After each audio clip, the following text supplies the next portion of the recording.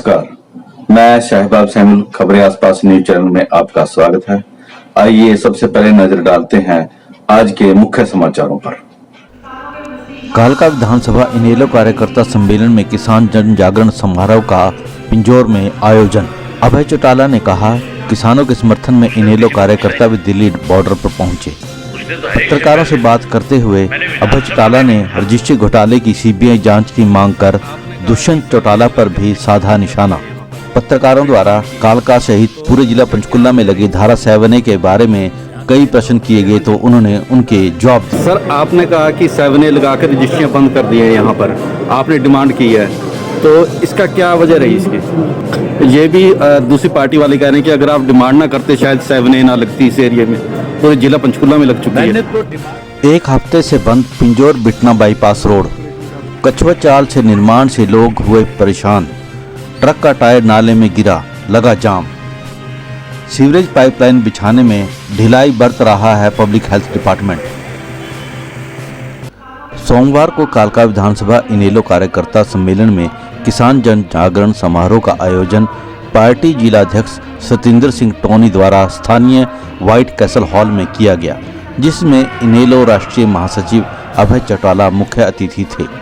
उनके साथ पूर्व मंत्री राजकुमार वाल्मीकि, श्याम सिंह राणा सहित पार्टी राष्ट्रीय उपाध्यक्ष प्रकाश भारती और नफे सिंह राठी, जरनैल सिंह जैली सहित सैकड़ों कार्यकर्ता उपस्थित थे। किसान कहते कि फायदा गिनवाओ, तो फायदा गिनवाते नहीं। क्या कहते हैं कि हमने ये कानून किसान के फायदे के लिए इसलिए बना दिए कि किसान अपनी फसल को कहीं भी बेच सकता है। किसान अपनी फसल को पहले भी कहीं भी बेच सकता था, किसान के लिए कहाँ प्रतिबंध था।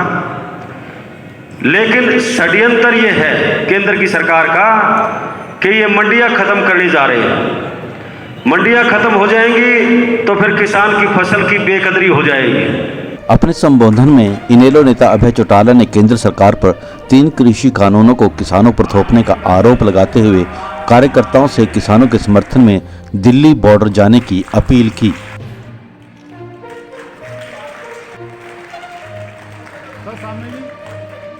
पंजाब से तो 500 मील से लोग आकर के दिल्ली धरने पे बैठे हैं कि नहीं बैठे? उनका भी घर है, उनके भी परिवार है, उनके भी बच्चे हैं, लेकिन वो किसके लिए लड़ रहे हैं? वो किसानों के लिए लड़ रहे होंगे। कैसे किसान की इज्जत बचे, कैसे किसान की जमीन पे डाके ना डले, किसान की जमीन कॉर्पोरेट हाथ में ना जाए। अगर वो 550 किलोमीटर से आकर के दिल्ली के बॉर्डर पे धरना दे सकता है तो फिर उसको ताकत मिले और उसको ये एहसास हो कि आप अकेले नहीं हो, हरियाणा का किसान भी आपके साथ है, तो फिर आपको समय निकाल करके उनके बीच में जाना चाहिए। हमारे देश के प्रधानमंत्री ने तो वायदा किया था कि बीजेपी की सरकार अगर केंद्र में बनेगी तो पहली कलम से किसान का कर्जा माफ कर देंगे। वायदा तो किया था कि स्वामीनाथन की रिपोर्ट को लागू करेंगे और उसके साथ साथ जो किसान की फसल का लागत मूल्य उससे 50% ज्यादा देंगे। वायदा किया था गरीब आदमी से वोट जब लिया था 15 लाख का, 2 करोड़ लोगों को रोजगार और नौकरी देने का। किसान आज जो है केवल मोदी जी से ये कहने के लिए लाखों की संख्या के अंदर दिल्ली के चारों तरफ बैठा है, जिसमें 5 साल का बच्चा भी है और 85 साल का बुजुर्ग भी है, जो लगातार आग्रह कर रहा है शांति प्रिय ढंग से अपने आंदोलन को चला करके कहीं मोदी जी को इस बात का एहसास करा रहा है कि आपने गलती करी है, आप अपनी गलती में सुधार करो और नए सिरे से नए कानून बना करके किसान को सम्मान दो। अभय चौटाला ने पत्रकारों से बात करते हुए कहा कि कालका तहसील में बिना रिश्वत कोई काम नहीं होता। जब उन्होंने इसकी शिकायत सरकार से की तो पूरे कालका क्षेत्र में धारा 7A लगाकर जमीनों की रजिस्ट्रियां ही बंद कर आम जनता को परेशान किया। उन्होंने कालका सहित पूरे प्रदेश में रजिस्ट्री घोटाले का आरोप लगाकर मामले की सीबीआई जांच करने की मांग करते हुए कहा कि जांच में तहसील के क्लर्क से लेकर मंत्री तक इसमें शामिल है। यह कहकर उन्होंने कहीं न कहीं बिना नाम लिए उप मुख्यमंत्री दुष्यंत चौटाला पर भी निशाना साधा है, क्योंकि राजस्व विभाग उप मुख्यमंत्री के पास ही है। सर, आपने कहा कि 7A लगाकर रजिस्ट्रियाँ बंद कर दी हैं यहाँ पर, आपने डिमांड की है, तो इसका क्या वजह रही इसकी?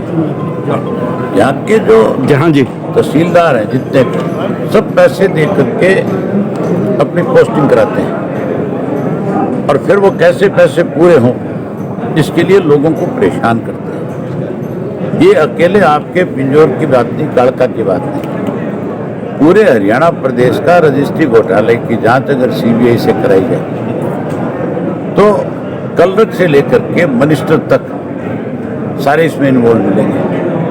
सब ने मिलकर के लूटा है। अब तो कमीशन फिक्स हो गया हर चीज में। आज अगर कोई रजिस्ट्री होगी तो उसमें भी मंत्री जो है कोई ना कोई 1-2% जरूर लेगा।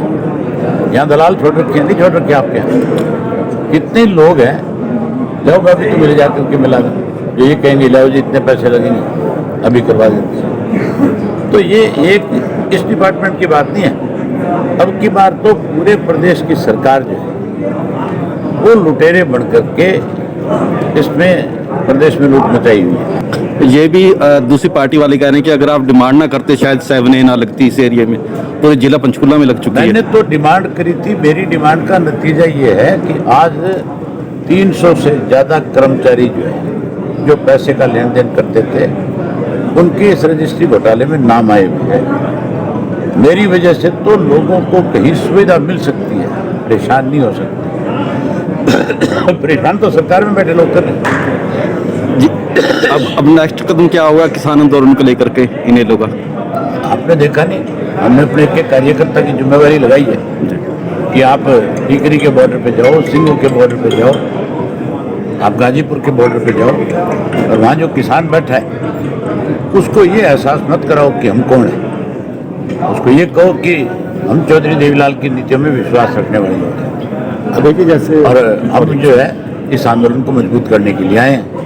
आप क्योंकि हमारे प्रदेश में बाहर से आए हो, इसलिए आपको कोई दिक्कत तकलीफ ना हो, हम उसके लिए आपके सेवक बन करके भी आए। अभी जैसे हरियाणा के कृषि मंत्री ने बोला कि जैसे मरते हैं तो रूटीन में ये लोग मरते हैं, इस पे आपका क्या ये बयानबाजी क्या सही है ऐसे करना किसान? जितनी उसकी निंदा करी जाए वो थोड़ी है, उसका वो हाल करेंगे लोग जो है तो कभी सपने में भी नहीं सोचा होगा। कहीं चला गया गलती से और किसी जगह 10 लोग भी खड़े और उनको पता लग गया कि ये दलाल है, तो फिर दलाल की शक्ल कोई नहीं पहचान पाएगा। लोग ऐसी हालत करेंगे। Thank you. Pinjore Bitna bypass road पर स्थानीय डीलक्स कॉलोनी के सामने पब्लिक हेल्थ विभाग द्वारा सड़क बंद कर पिछले एक हफ्ते से सीवरेज पाइपलाइन बिछाने और एक सीवर चैम्बर निर्माण कार्य कछुआ चाल से किया जा रहा है, जिससे लोगों को परेशानियों का सामना करना पड़ रहा है। विभाग ने पाइपलाइन बिछाने के लिए लगभग 10 से 15 फुट गहरे गड्ढे जेसीबी मशीन से खोदे हैं, बावजूद इसके किसी कारण से पाइप डालने का काम पूरा नहीं किया जा रहा है। रविवार को ही बंद सड़क किनारे से चालक अपने ट्रक निकालने की कोशिश कर रहा था कि उसका अगला टायर गड्ढे में गिर गया। छोटे वाहन निकलने के लिए छोड़ा गया रास्ता भी बंद हो गया और वाहनों की कतारें लग गई। ट्रक निकालने के लिए बड़ी क्रेन को बुलाया गया, उसमें काफी समय लगा। लोगों को कई किलोमीटर लंबे दूसरे रास्ते से अपने गंतव्य तक जाना पड़ा। उधर विभाग अधिकारी के अनुसार कुछ तकनीकी कारणों से काम जल्दी नहीं हो पाया, लेकिन अगले 2-3 दिनों के भीतर काम पूरा कर लिया जाएगा।